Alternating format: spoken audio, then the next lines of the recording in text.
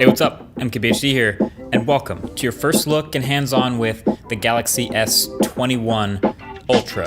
So right off the top of the year, Samsung's coming out swinging. Now, I also have a video about the S21 and S21 Plus dropping at the same time here, so that'll be the first link below the like button.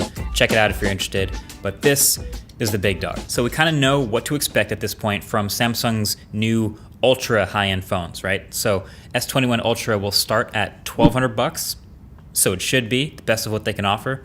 But just to look back for a second at S20 Ultra, this phone last year was kind of a whiff. I mean, it still did have a lot of the high-end Ultra numbers that you look for, but because of the focus issues with the camera, it was just never something you quite recommended. It got passed on a lot for the money. So the S21 Ultra looks to get them back to the best of everything world with a lot of next-gen parts and pieces. Now, right off the bat, the first thing you notice is the biggest change, which is they've packed everything in this new design, so we might as well just start with that. So I got to handle these in the matte black and this sort of silver color, and so it looks just like the leaks and the rumors we were expecting, and I think I like it.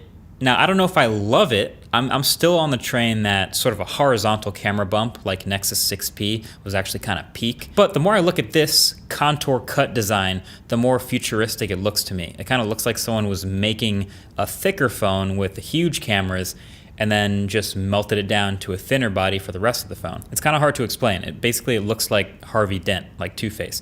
But on the smaller models, it actually has a cool color contrast model with the side rails, but I talk more about that in that video. On the Ultra, it's all matte across the entire back, which I love, and then shiny on the sides. So, speaking of those cameras, we've got 4 here on the back of the Ultra. It's a new second-gen 108 megapixel main camera with OIS at f1.8. Very curious to see how that'll shoot. Then you've got a 12 megapixel ultra wide, which should be pretty sweet at 120 degrees. And then 2 telephoto cameras. You've got 2, a 3x telephoto and a 10x periscope lens. So this is an interesting zoom situation. I was playing with the phone, trying to imagine why they would do it like this. I think Samsung's probably done the math on, well, most people either zoom in a little bit or like all the way. And so I guess if they're just getting a 3x, and then the 10x will facilitate the space zoom that goes really far. My curiosity is, how will it do in between 3x and 10x? We'll have to see. But if you go in the camera app, it looks very familiar. It's the Samsung stuff. All these zoom buttons are still here. But now you can see you can go all the way from that 3x to 10x, and it's doing digital zoom in between those 2 numbers. Then from 10x on, it's coming from the periscope lens, and space zoom is still here, so you can go all the way to 100 on the Ultra. And it's right off the bat actually looking much more stable than the last gen, which is actually pretty nice. And there's also some improvements to the higher end modes, like a director's view for more control over live switching between the cameras and recording from multiple cameras at once. And there's also multi-device recording from both the phone's mics and your headphone mics at the same time, and an improved single take mode. So cool stuff here. But we all know the Ultra in Samsung's lineup is supposed to have the top of the line cameras, and this is the best they can offer, and you can even see the laser autofocus here. So I'm almost surprised they didn't toss in a macro camera to sort of fill up the space and make an even grid. But hey, it's the periscope lens taking up that space instead, begging to be tested. So yeah, lots of new camera parts. It'll be interesting to see how these perform. Definitely make sure you subscribe to the channel if you haven't already, to be among the first to see the review when it comes out. We can test these things. But enough about the back of the phone. Let's talk about the front. So it's a big phone, of course. It's the Ultra, and that allows for a huge 6.8-inch Quad HD OLED display. And this time, it's Quad HD at 120 Hertz. So you can see here in the settings, it's at the 1440p resolution, and motion smoothness is also set to adaptive up to 120 Hertz. So that's sweet. But also, this new adaptive refresh rate on the Ultra is new, and it'll automatically constantly be switching all the way up and down between 10 Hertz and 120 Hertz. So that should help save a lot of battery in this adaptive mode. It'll be really interesting to test to see how responsive it is and to see how much battery it saves. So you imagine when you're not really doing anything on the display, nothing's moving, it throttles all the way down to 10 Hertz. I'm curious if that can bring it to the same battery life or close to the regular 60 Hertz mode. I'm not too worried about overall battery life. The phone does still have a 5,000 milliamp hour battery, so I'm not concerned about being bad. I'm just more curious if it can be amazing. I also love that the display is nearly flat. It is slightly rounded at the very edges, but not nearly as much as I've seen it in other phones, which makes me happy. And there is the small cutout at the top for the ridiculous 40 megapixel selfie camera. And they also dropped Qualcomm's new, much larger and hopefully faster in-display fingerprint sensor back there. It's 1.77 times larger than the last gen, and I'm hoping less finicky too. And the display's max brightness is now up to 25% brighter, up to 1500 nits, and there's a new AI-based blue light shield option for better viewing comfort if you're into that. But yeah, everything else you're looking at here is right in line with what you'd expect from the 2021 Samsung flagship.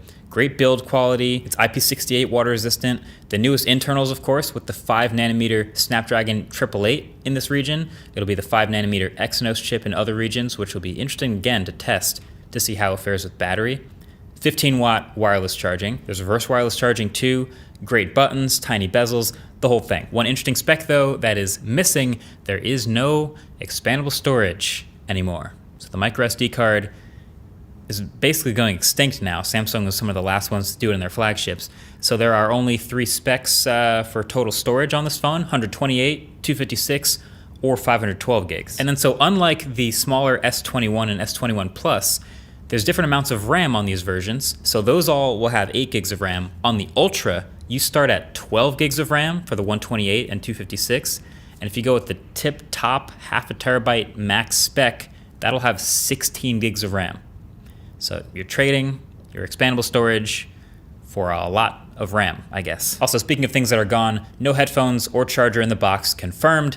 Like I've warned you, this is gonna start happening very quickly across the industry. iPhone 12 was a huge domino to fall, so now don't expect a power brick in a flagship phone from here on out.